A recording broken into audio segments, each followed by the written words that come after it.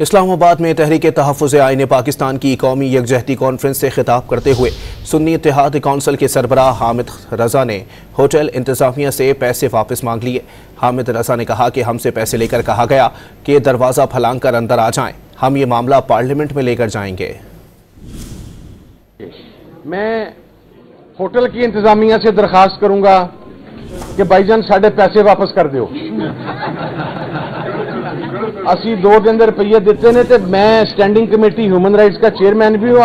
हम ये privilege motion national assembly में ले जाएंगे कि हमसे पैसे लिए गए और उसके बाद बुजुर्ग पार्लियामेंटेरियन से कहा गया कि आप वो नुकरों वाला गेट फलांग के अंदर हैं। इससे बड़ा जुल्म और कोई नहीं हो सकता।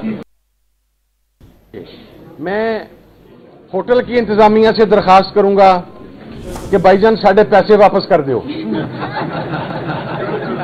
असी 2 दिन रुपये दिते ने ते मैं स्टैंडिंग कमेटी ह्यूमन राइट्स का चेयरमैन भी हुआ। हम ये प्रिविलेज मोशन नेशनल असेंबली में ले जाएंगे कि हमसे पैसे लिए गए और उसके बाद बुजुर्ग पार्लियामेंटेरियन से कहा गया कि आप वो नुकरों वाला गेट फलांग के अंदर हैं। इससे बड़ा जुल्म और कोई नहीं हो सकता।